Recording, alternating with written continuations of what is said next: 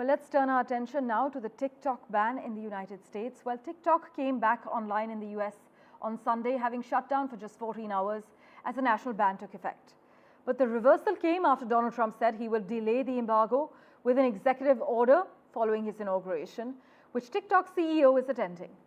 Several US lawmakers signaled they would push for the ban to be enforced, however, but the Chinese-owned app's long-term future remains unclear as we speak. It could be sold to an American owner. Trump floated a US government-backed joint venture, or perhaps the US law will be a blueprint for other countries to pursue their own bans. There's also another path that The Atlantic argued. Americans could simply move on, as many have already begun to, and the app will join MySpace and Vine in social media that was.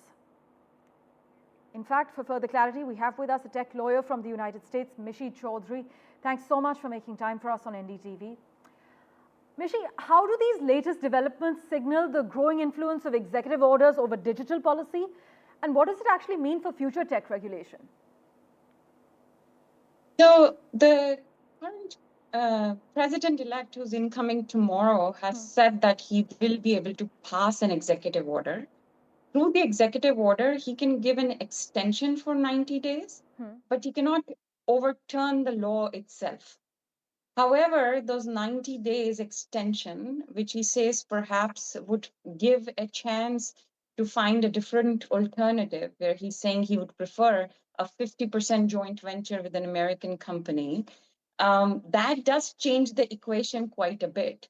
And to remind everyone, the entire TikTok saga and rigmarole started with President Trump in his first term itself.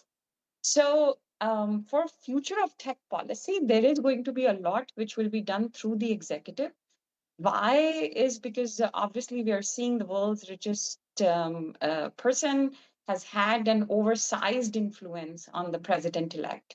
He has spent all his time since the elections here at Mar-a-Lago. He's going to be part of the government. We are also seeing a lot of tech CEOs trying to embrace a very different political shift. We've seen different statements as well as board changes plus policy changes coming out of Meta.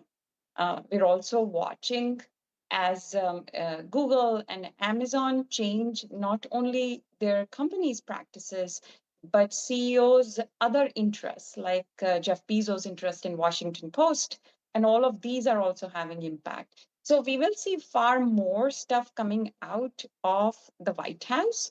However, in terms of turning that into law, that obviously will still stay with Congress.